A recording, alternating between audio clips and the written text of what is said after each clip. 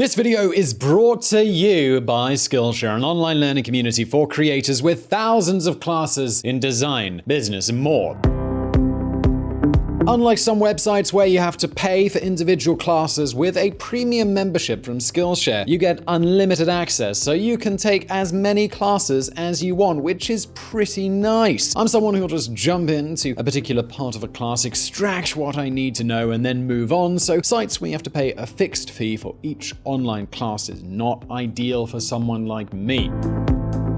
I've talked about some classes I've taken before, and I'd still recommend those, like the email productivity class from Alexandra Samuel, or just generally building good habits with Thomas Frank. Those are both great and worth checking out for sure. Anyway, join more than 7 million creators learning with Skillshare. Skillshare is giving away 2 free months of premium membership to help you explore your creativity if you just click the link in the description box below, and that's for the first 500 people only. After that, it's super affordable at only around $10 a month. And let's get into the video.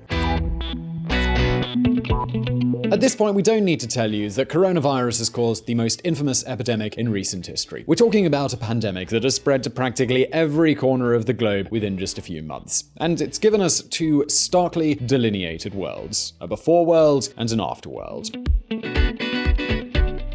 Never before had something like this been followed in real time as intensely as is happening right now in our current world. We are witness to the ins and outs of a health crisis that has already become the first great pandemic of the 21st century, one that affects the entire planet, including developed countries. And that's what's made this situation so new for many of us. However, if we look back in time, the story is pretty different. Throughout the centuries, humanity has faced so many epidemics that it almost seems like something inherently human. In fact, dealing with pandemics was so normal that it was frequently thought that these epidemics were just one of the ways that the gods were punishing human beings. Due to this, and due to the situation that the coronavirus has created, we decided to take a short look back at history and analyze the greatest health crises that our ancestors have faced. Obviously, this won't be any consolation for the problem that we're currently facing, but it will allow us to get to know our world and our history a little better, and above all, the impressive evolution that humanity has undergone.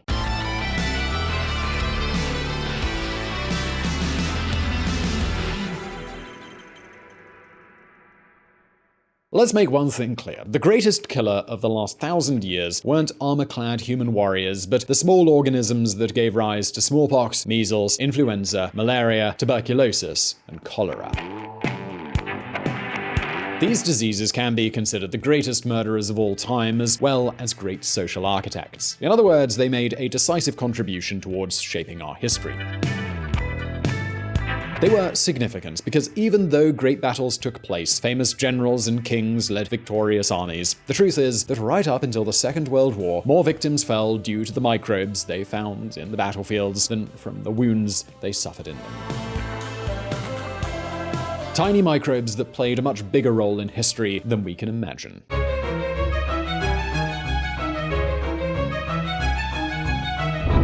The Black Plague. We may not see it around today, but the Black Plague is considered the deadliest epidemic in all of human history. To see its full force, we need to go back to the end of the 13th century. Back then, Europe was beginning to experience some prosperity. The trade routes that had once been abandoned due to the barbarian invasions started operating again, and the economy recovered and cities began to re-emerge.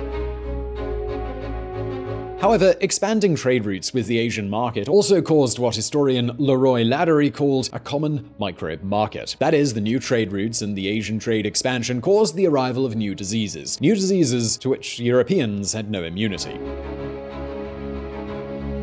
According to certain studies, the disease might have reached Italy in the year 1347 on ships that carried out trade between China and Europe. That is how a disease that first arose in China may have reached the port of Genoa through rodents, mice, and rats that traveled on merchant ships. However it arrived, the outcome was terrible. During the pandemic's approximately 5 years, a large chunk of the European population lost their lives. To give you an idea, in some cities, the number of deceased ran to around 70% of the population, and some estimates state that nearly half of the entire continent's population died due to the Black Plague. Even more favorable estimates, such as those of the historian Carlos Sapoya, suggest that the plague killed 25 out of the 80 million people that lived in Europe at the time, and that's only between the years 1348 and 1351. As you can imagine, given that this was the 14th century, there isn't very precise data in regards to census information.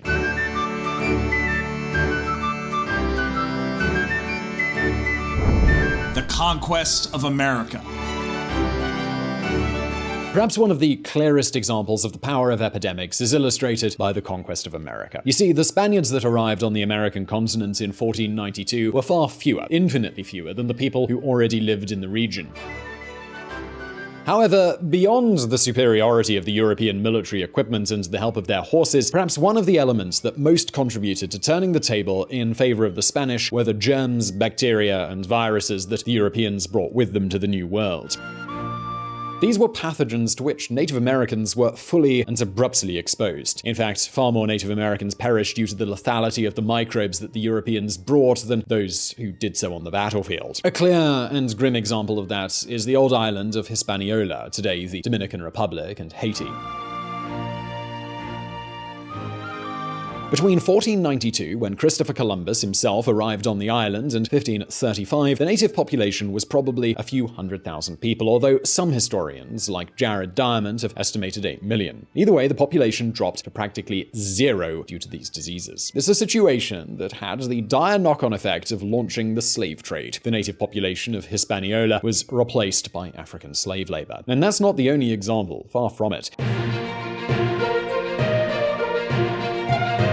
In 1519, Hernan Cortes landed on the coasts of Mexico with 600 men to face the Aztec Empire, which had a population of several million at that time. During his first venture into the Aztec capital, many of Cortes's men perished. However, on their second foray, they had some unexpected help: the arrival of smallpox. Smallpox arrived in Mexico in 1520, and the consequences were noticeable. Smallpox killed almost half of the entire Aztec population, including its emperor.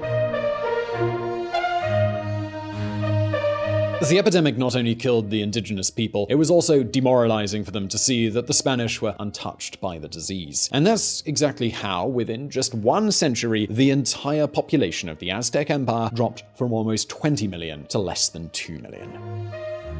Something similar happens with another expedition, that of Francisco Pizarro. You see, when Pizarro arrived on the coasts of Peru in 1531 with 168 men to conquer the Inca Empire, he found that smallpox was already wreaking havoc. The disease annihilated a good part of the population, decimated the Incan armies, and killed the emperor as well as his successor, which sparked a war of secession between his 2 other sons. This, along with the superiority of his weapons, was the key to Pizarro's success.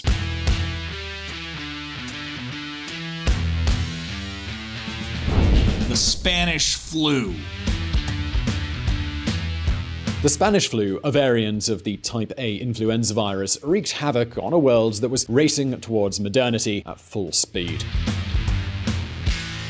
It is estimated that in just over a year, between 1918 and 1919, this flu took the lives of more than 40 million people, and some estimates even put this figure at more than 100 million victims. Of course, if today, with all the technology and communications we have in 2020, it's still difficult to know the real numbers of coronavirus-caused deaths, imagine what it was like in 1918.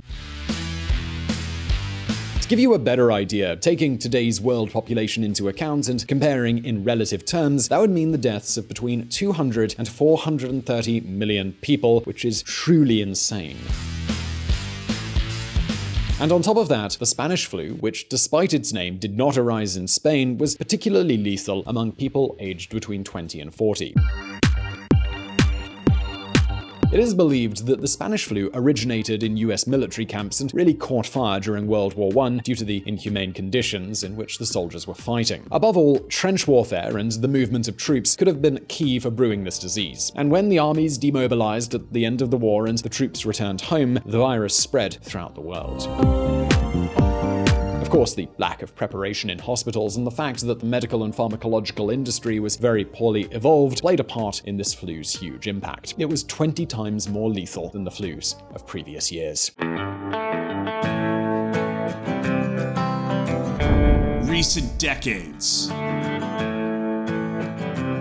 These were three of the biggest health crises that humanity has ever faced. Obviously, over the years, and due to the development of medical science and the pharmaceutical industry, the damage has decreased. Even so, in the last decades of the 20th century, the world had experienced major health crises.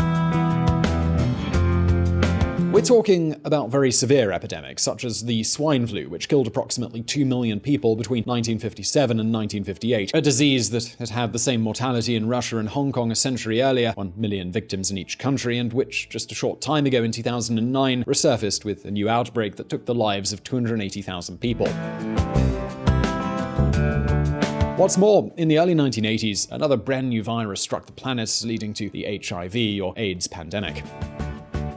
Since then, nearly 35 million people have died from this epidemic and its associated diseases. Fortunately, science has taken huge leaps in the fight against this disease, which, along with prophylactic precautions, has markedly decreased its mortality rate, and nowadays we can even consider its definitive eradication. But that's not all. In recent years, we've also known epidemics such as SARS, MERS, and Ebola. Of course, thanks to medical and pharmacological advances, these crises are becoming less frequent and, above all, less lethal. On the other hand, thanks to advances in transportation and our global lifestyle, the speed with which these pathogens can potentially expand is unprecedented. This is precisely what has happened with the powerful enemy we're currently facing, coronavirus, which has spread throughout the world in just a few weeks. However, rest assured that sooner or later it will be defeated. We are living through a kind of war that we have to win, a war that we ultimately will win. So, I really hope you enjoyed this video. Please do hit like if you did, and don't forget to subscribe for new videos. Also, please do check out our friends at the Reconsider Media podcast. They provided the vocals in this episode that were not mine. Also, thanks to Skillshare for sponsoring this one. Link to them below, and thank you for watching. And if you want to learn more about politics and hear even more of my lovely voice, you can join us at Reconsider Media. We have a podcast at reconsidermedia.com/podcast. See you there.